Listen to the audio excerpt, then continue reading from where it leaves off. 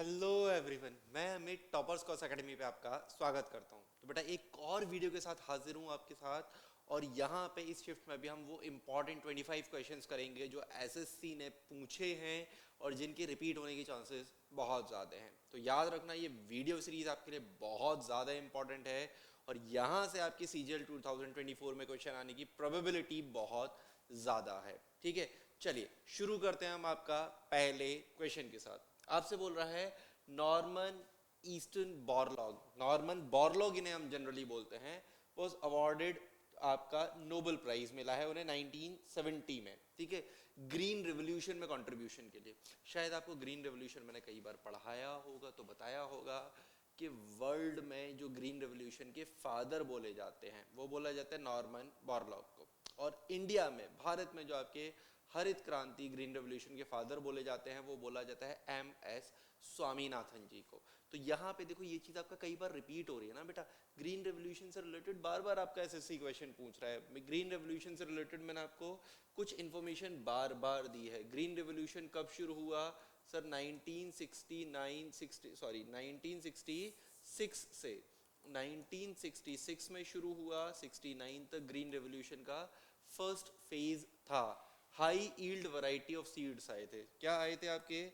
HYV seed आए थे। HYV seed कहाँ से आए थे सर? ये मैक्सिको से ये सीड आए थे, high yield variety of seeds. Sir ये किसके आए थे? ये आए थे वीट और राइस के। ये आए थे वीट और राइस के आए थे।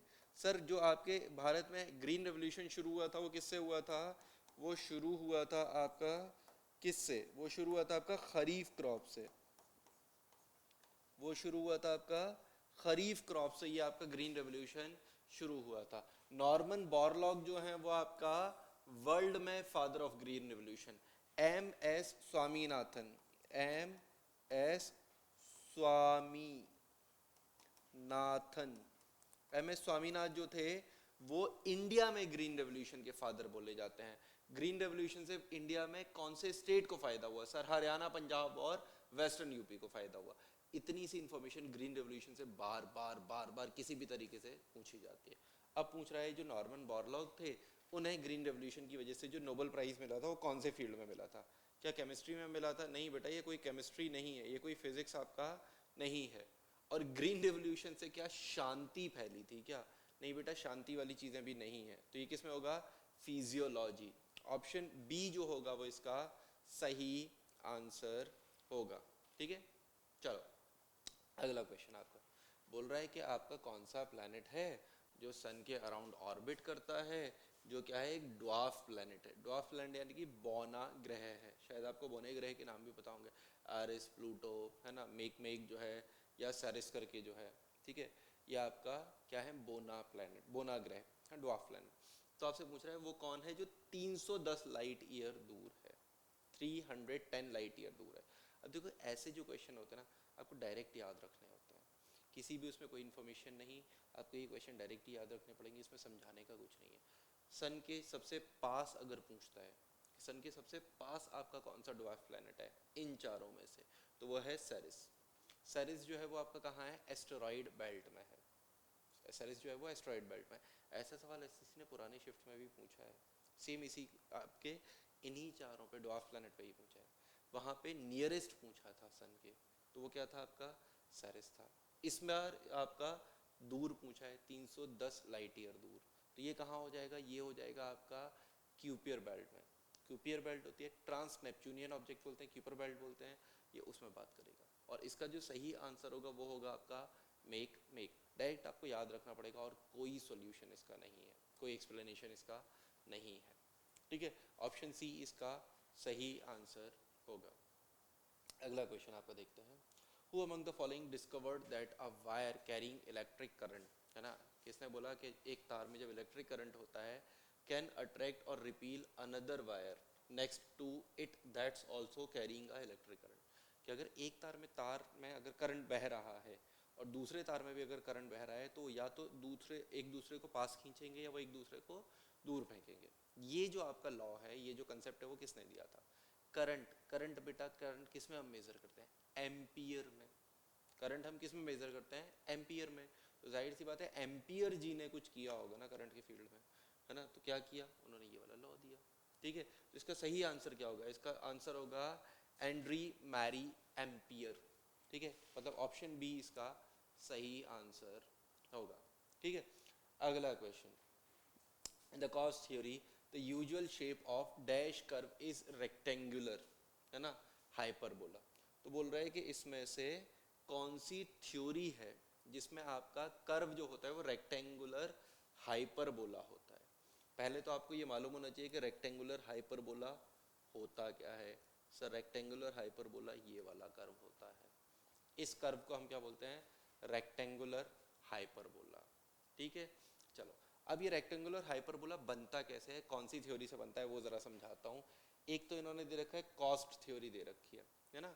कॉस्ट थ्योरी में आपको ये पता होगा शायद कि जितनी भी कॉस्ट आपकी टोटल कॉस्ट होती है किसकी, एसेट्स की, है ना, जो आप कैपिटल लगाते हो वो आपकी क्या रहती है, वो हमेशा फिक्स रहती है ना। टोटल आपने एक बार जितना सेटअप कॉस्ट लगा दिया, एक बार आपने मशीन खरीद दी, चाहे आप उससे एक प्रोडक्शन करो यूनिट या आप उससे 10 यूनिट प्रोडक्शन करो, ठीक है, उसकी सेटअप कॉस्ट तो उतनी ही रहेगी। तो total setup cost, total capital cost जो होती है वो फिक्स रहती है।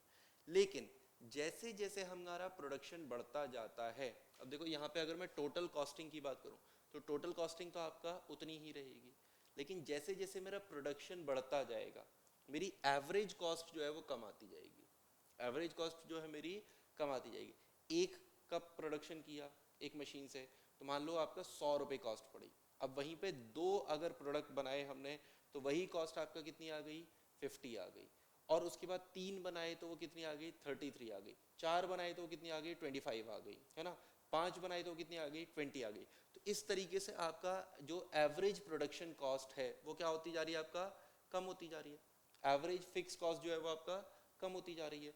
तो इसी को, इसकी वजह से क्या बनता है आपका रेक्टेंगुलर हाइपरबोला, ठीक है। तो रेक्टेंगुलर हाइपरबोला कॉस्ट का कौन सी थ्योरी से बनता है, average fixed cost, average fixed cost की वजह से आपका बनता है, ठीक है। चलो ऑप्शन बी इसका सही आंसर होगा। अगला क्वेश्चन आपका देखते हैं।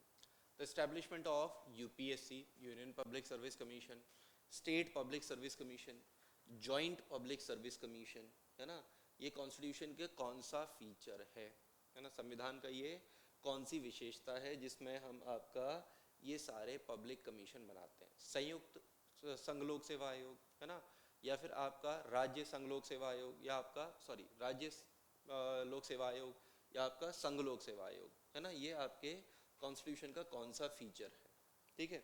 तो बेटा यहाँ पे कुछ चीज़ें समझना, हमारा संविधान का कोई भी ऐसा फीचर जो राज्यों को और केंद्र को दोनों को ही शक्तियाँ प्रोवाइड करता है, दोनों को ही शक्तियाँ देता है, उसे हम क्या बोलते हैं, फेडरल फीचर। उसे हम बोलते हैं आपका क्या, संघीय व्यवस्था। संघवाद लिखा है या संघीय व्यवस्था। तो ये जो आपका फीचर है क्या दर्शाता है, वो दर्शाता है कि राज्यों को भी आपने पब्लिक सर्विस कमीशन बनाने का अधिकार दिया, लोक सेवा आयोग बनाने का अधिकार दिया, तो वो अपने अधिकारियों की नियुक्ति करेंगे। तो मतलब राज्य को शक्ति मिली ना, तो क्या हो गया, फेडरल स्ट्रक्चर, ठीक है। चलो समझ में आया, मतलब इसका जो सही आंसर होगा वो क्या होगा आपका, फेडरल स्ट्रक्चर या फेडरलिज्म। ऑप्शन सी इसका सही आंसर होगा, ठीक है। चलो अब मैं कुछ चीज़ें बताता हूँ। अगर मैं बात करूँ UPSC, state public service commission या जॉइंट पब्लिक सर्विस कमीशन, ये जो है ना, ये सारे आते हैं संविधान के अनुच्छेद 315 में, आर्टिकल 315 में ये आपके आते हैं, ठीक है। संविधान के अनुच्छेद 315 में ये आते हैं, ठीक है। चलो आर्टिकल इसका याद रखना। अब अगर आपसे पूछा जाए संविधान के कौन से भाग में आते हैं, ये कॉन्स्टिट्यूशन के कौन से पार्ट में आते हैं, ठीक है, बेटा याद रखना ये कॉन्स्टिट्यूशन के पार्ट 14 में आते हैं। अगर पार्ट पूछा जाए, भाग पूछा जाए, तो संविधान का भाग 14 में आते हैं ये आपके, ठीक है। 15 में चुनाव आयोग आ जाता है, इलेक्शन कमीशन। 18 में इमरजेंसी आ जाती है, आपातकाल से संबंधित उपबंध आ जाते हैं। 14 में आ जाता है आपका यूपीएससी, पब्लिक सर्विस कमीशन जो आते हैं वो 14 में आते हैं, ठीक है, याद रखेंगे। चलिए तो इसका सही आंसर क्या है, इसका सही आंसर है ऑप्शन सी, इसका सही आंसर है। अगले क्वेश्चन की तरफ हम चलते हैं। Who was the first Indian women wrestler to win a medal at Olympic. बोल रहा है भारत की कौन सी महिला पहलवान थी जिन्होंने आपका मेडल जीता, गोल्ड मेडल नहीं पूछा, जिन्होंने मेडल जीता आपका किस में, ओलंपिक में। ठीक है, तो बेटा यहाँ पे याद रखना, वैसे तो अभी आपका विनेश फोगाट हो जाती, अगर ये आपका डिस्क्वालीफाई नहीं हुई होती तो इन्हें गोल्ड मेडल मिल जाता और ये आपकी गोल्ड मेडल लेके पहली महिला पहलवान बन जाती जिन्होंने गोल्ड मेडल जीता, लेकिन अभी वो डिस्क्वालीफाई हो गई, है ना। तो यहाँ पे हम आपको बताते हैं कि पहली महिला पहलवान जिन्होंने मेडल जीता ओलंपिक में, है ना, तो वो थी आपकी बेटा साक्षी मलिक। साक्षी मलिक 2016 के जो ओलंपिक थे उसमें इन्होंने ब्रॉन्ज मेडल जीता था। 2016 के जो आपके थे ओलंपिक्स, उसमें इन्होंने ब्रॉन्ज मेडल यानी कि कांस्य पदक जीता था साक्षी मलिक ने, जिनकी एज उस समय 23 वर्ष थी। तो पहली महिला पहलवान जिन्होंने आपका मेडल जीता था उसका नाम क्या था, साक्षी मलिक। ठीक है, चलिए, तो इसका ऑप्शन बी जो होगा वो सही आंसर होगा। हाँ, आपसे ये पूछा जाए कि पहली महिला कौन सी थी जिन्होंने ओलंपिक में पदक जीता था, ठीक है, तो यहाँ पे वो नाम जो होगा वो चेंज होगा। ठीक है, चलो, तो यहाँ पे जो है साक्षी मलिक आंसर होगा। अगला, which country hosted the first FIFA world cup, कौन सा देश था जिसने पहला फीफा वर्ल्ड कप जो है उसका आयोजन किया। ठीक है, तो बेटा ये जो पहला फीफा वर्ल्ड कप था ना 1930 में हुआ था, है ना, first FIFA world cup, FIFA world cup कब हुआ, 1930 में हुआ। इसकी मेजबानी जो करी थी वो किसने करी थी, उरुग्वे ने। इसकी जो मेजबानी करी वो किसने करी, उरुग्वे ने। और अगर पूछा जाए पहले फीफा वर्ल्ड कप का विनर कौन था, विजेता कौन था, तो वो विजेता भी कौन था, उरुग्वे। उरुग्वे विजेता भी कौन था, उरुग्वे। और पूछा जाए रनर कौन था, उपविजेता या कौन था, या हारने वाला कौन था, तो हारने वाला था अर्जेंटीना, रनर था अर्जेंटीना। ठीक है, याद रखना पहला फीफा वर्ल्ड कप कब हुआ, 1930 में। मेजबानी किसने करी, उरुग्वे ने, है ना। मॉन्टीवीडियो करके इसकी राजधानी है, कैपिटल है मॉन्टीवीडियो। ठीक है, इसका जो रनर था पहला फीफा वर्ल्ड कप का वो कौन था आपका, अर्जेंटीना। ठीक है, तो यहाँ पे अगर मैं बात करूँ ऑप्शन सी इसका सही आंसर होगा। ठीक है, अगला क्वेश्चन आपका देखते हैं। What is the name of the festival that and the Holi Ramzan month, Ramzan का मुबारक महीना जब खत्म होता है ना, जब रमजान खत्म होते हैं उसके बाद आप कौन सा फेस्टिवल सेलिब्रेट करते हो, है ना, कौन सा त्यौहार मनाते हो। तो बेटा आपको पता होगा रमजान के बाद ईद मनाई जाती है, लेकिन अब आपके यहाँ पे दिख रहा होगा दो तरीके की ईद है, बकरा ईद और मीठी ईद। शायद आपको नहीं पता होगा कि बकरा ईद को हम बोलते हैं ईद उल जुहा, है ना, बकरी ईद को हम क्या बोलते हैं, ईद उल जुहा, है ना, और मीठी ईद को हम बोलते हैं ईद उल फित्र। ठीक है, तो आपकी जो रमज़ान का महीना ख़त्म होता है उसके बाद जो आप सेलिब्रेट करते हो वो होती है आपकी ईद उल फित्र, यानी कि मीठी ईद मनाई जाती है। ठीक है, तो ऑप्शन सी जो होगा वो इसका सही आंसर होगा। ठीक है, अगला क्वेश्चन आपका, Who among the following cabinet minister was appointed as the governor of Karnataka in July 2021? पुराना क्वेश्चन है, अब आपका नहीं आएगा, बट आपका देख लेते हैं। इसका आंसर जो है, इसका आंसर है थावरचंद गहलोत, ऑप्शन बी इसका सही आंसर है। अगले क्वेश्चन की तरफ चलते हैं। Chang dance is popular in the state of, है ना, बोल रहा है कि चांग नृत्य जो है वो कौन से राज्य में प्रचलित है। तो ये चांग डांस जो है बेटा ये पॉपुलर है आपका राजस्थान में, है ना, चांग डांस जो फेमस है आपका वो कहाँ है, राजस्थान में। अगला क्वेश्चन आपका देखते हैं, हु रोड द बुक गुलामगिरी, है ना, कौन थे जिनके द्वारा गुलामगिरी पुस्तक जो है वो लिखी गई थी। तो बेटा ये जो है ना गुलामगिरी, ये दलितों से संबंधित थी, है ना, और यहाँ पे ज्योतिबा फूले जो थे जिन्होंने आपका सत्य शोधक समाज शुरू किया था 1873 के अराउंड, उनके द्वारा ये बुक लिखी जाएगी गुलामगिरी, है ना, और वो आपके दलितों के अपलिफ्टमेंट से रिलेटेड बहुत सारे काम करेंगे, इनकी वाइफ जो थी उन्होंने आपका विमेंस के लिए, महिलाओं के लिए एक अलग से स्कूल खोला था, दलित महिलाओं के लिए जो पहला स्कूल खोला था वो ज्योतिबा फुले की वाइफ ने खोला था। ठीक है, तो चलो इसका जो सही आंसर होगा वो होगा ज्योतिबा फुले, यानी कि ऑप्शन सी इसका सही आंसर होगा। अगला क्वेश्चन देखते हैं। In India the musical instrument flute is also known as, आपको पता है फ्लूट को हम क्या बोलते हैं? बांसुरी बोलते हैं भैया, सबको पता है, सबसे इजी क्वेश्चन है यार, इससे इजी क्या ही पूछेगा। ऑप्शन बी इसका सही आंसर होगा। अगला question, according to the ministry of agriculture and farm welfare, है ना, what was the total food grain production of India in 2022-23, बोल रहा है कि आपके भारत ने 2022 और 23 में आपका कितना फूड ग्रेन का प्रोडक्शन किया। ठीक है, ये आपसे पूछ रहा है। ये आपके कुछ नंबर्स ऐसे हैं कि आप याद रखना चाहो बहुत अच्छी बात है, नहीं याद रखते तो ये आप छोड़ सकते हो, क्योंकि ऐसे क्वेश्चंस आने के चांसेस 100% श्योर नहीं होते हैं। ठीक है, तो आप बहुत सारे नंबर याद नहीं रख सकते, अगर आप करते हो तो ये बेनिफिशियल रहेगा। यहाँ पे जो नंबर होगा वो होगा आपका 3296.87, है ना, 3296.87 लाख टन, मतलब ऑप्शन डी इसका सही आंसर होगा। चलिए अगले क्वेश्चन की तरफ चलते हैं। Which of the following sequence is correct according to taxonomy. Taxonomy हम क्या बोलते हैं? कैटेगराइजेशन, किसी भी चीज को वर्गीकृत करना, क्लासेस में डिवाइड करना, है ना। तो आपका हायरार्किकल क्लास में डिवाइड करने के अकॉर्डिंग आपका कौन सी इसमें से सीक्वेंस जो है वो आपका सही है, करेक्ट है। चलो हम यहाँ पे देखते हैं। अब देखो, आप देखो फाइलम और family, family order gene species, species last में आएगा।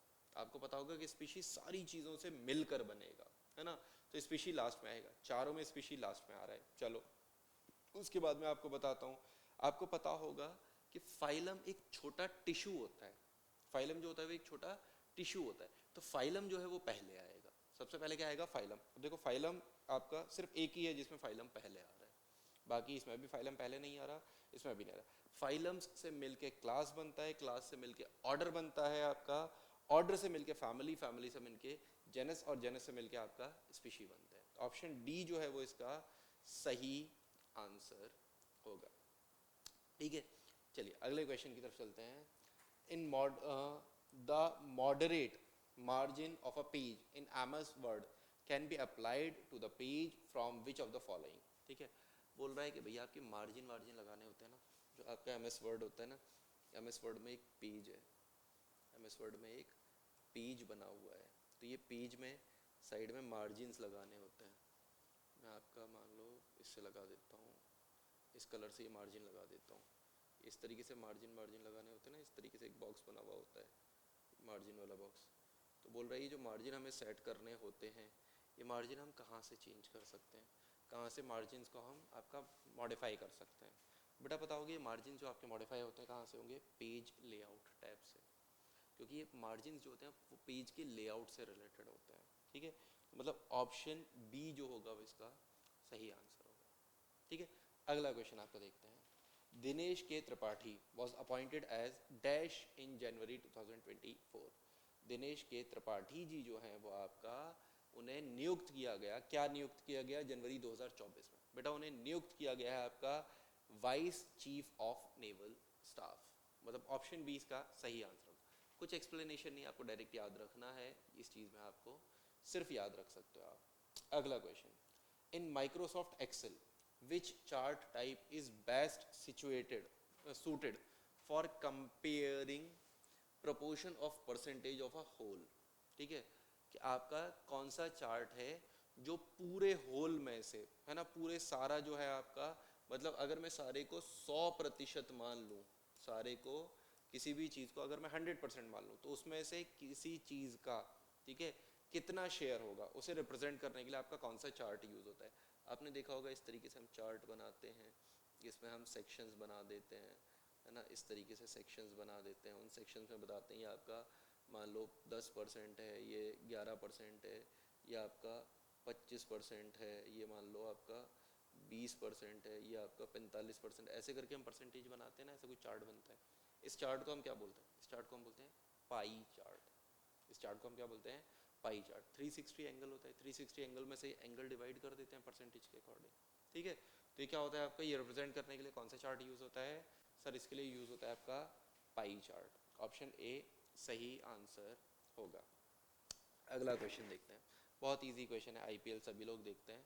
आपसे पूछ रहा है आईपीएल 2023 का चैंपियन कौन था, है ना।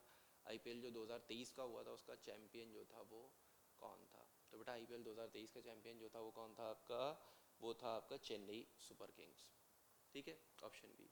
लेकिन अब यहाँ पे आप मुझे ये बताओगे कमेंट करके कि आईपीएल 2024 जो था उसका चैंपियन कौन था जिसने आईपीएल 2024 का टाइटल जीता था, ये कमेंट करके आप बताओगे, है ना। क्वेश्चन में ये आने के चांसेस ज़्यादा हैं। अगला question, the largest inland salt lake Sambhar lake is located in India. बोल रहा है कि सांबर लेक भारत में कहाँ पर सिचुएटेड है ना, सांबर लेक भारत में कहाँ स्थित है। अभी जो सांबर लेक है ना बेटा, ये सांबर लेक आपको शायद पता होगा कि सांबर लेक राजस्थान की तरफ है, ठीक है। अब देखो राजस्थान किधर है, राजस्थान किधर है, राजस्थान है पश्चिम की तरफ। अब पश्चिम में भी साउथ में या नॉर्थ में, है ना, नॉर्थ के पश्चिम की तरफ है। ये वाला एरिया है जिधर आपका क्या है, सांबर लेक राजस्थान है, जहाँ राजस्थान में सांबर लेक है। तो ये एरिया क्या हुआ आपका, नॉर्थ वेस्ट। ये एरिया क्या क्या हो गया आपका, नॉर्थ वेस्ट की तरफ। तो इसका ऑप्शन सी जो है वो सही आंसर होगा, नॉर्थ वेस्ट, ठीक है। तो इसका सही आंसर क्या होगा, नॉर्थ वेस्ट, ऑप्शन सी। अगला क्वेश्चन आपका चलते हैं। According to the global multi dimensional poverty index 2022 on the basis of 4 indicator, 4 indicator दे रखे हैं। पहला क्या है, न्यूट्रिशन, है ना, पोषाहार स्तर। दूसरा है कुकिंग फ्यूल, है ना, जो आपका ईंधन बोलते हैं हम, आपका लकड़ी वगैरह जो होती है, जो गैस होती है, आपका कोल वगैरह होता है, कुकिंग फ्यूल। अगला क्या है आपका, सैनिटेशन, है ना, सैनिटेशन जो होता है आपका स्वच्छता से संबंधित है ना। और हाउसिंग, हाउसिंग मतलब आवास। इन 4 पैरामीटर्स के बेसिस पे अगर गरीबी देखी जाए तो भारत में लगभग कितने लोग हैं जो गरीब हैं, लगभग कितने लोग हैं जो भारत में गरीब हैं। तो बेटे यहाँ पे ये नंबर है, आपको डायरेक्ट याद रखना है, समझाने का कुछ भी है नहीं, है ना। तो ये कितना है, 34.4 मिलियन, 34.4 मिलियन लोग हैं भारत में जिनके पास ये सुविधाएं, जो बेसिक मूलभूत सुविधाएं होती हैं वो नहीं है, ठीक है। तो इसका आंसर होगा आपका ऑप्शन सी। अगले क्वेश्चन की तरफ चलते हैं। Which article of the constitution deal with citizenship. ये तो इतने बार रिपीट किया है ना एसएससी ने, इतना पूछा है कि बहुत बार हर शिफ्ट में ये क्वेश्चन डाल देते हैं, 5 से लेके 11 तक। संविधान का भाग 2, है ना, पार्ट 2 ऑफ कॉन्स्टिट्यूशन, जिसे हम बोलते हैं सिटीजनशिप, नागरिकता, आर्टिकल 5 से लेके 11 तक उसमें आते हैं। तो ऑप्शन बी जो होगा वो इसका सही आंसर होगा, ठीक है। अगले क्वेश्चन की तरफ चलते हैं। According to the census 2011 which of the following state is the most urbanised. बोला है 2011 की जनगणना के अनुसार भारत में सबसे ज़्यादा नगरीय या शहरीय जो लोग थे वो कौन से राज्य में मिलते हैं, ठीक है। अर्बनाइजेशन पूछ रहा है ना, सबसे ज़्यादा अर्बन पॉपुलेशन जो है, देखो नंबर नहीं पूछ रहा, परसेंटेज के अकॉर्डिंग आपको बताना है, ठीक है। चलो अगर ओवरऑल की अगर हम बात करें तो ओवरऑल सबसे ज़्यादा जो अर्बन पीपल थे वो थे एनसीआर, एनसीआर या दिल्ली में, है ना। ऑलमोस्ट 97% अर्बन हैं आपका दिल्ली में। दूसरे नंबर की अगर बात करें तो आता है चंडीगढ़,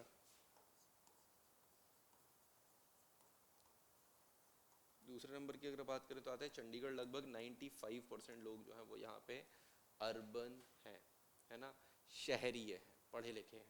ये आपका ओवरऑल में आता है।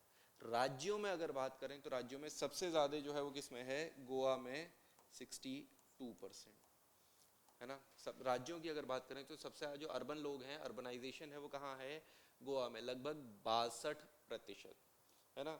आपका केरल में लगभग 47% है, केरल में लगभग 47% है। यहाँ पे आपसे सबसे ज़्यादा पूछा है स्टेट्स में, तो स्टेट्स में यहाँ सबसे ज़्यादा किसका होगा, आपका गोवा का, है ना। तो 62% है, ऑप्शन बी जो है वो इसका सही आंसर होगा।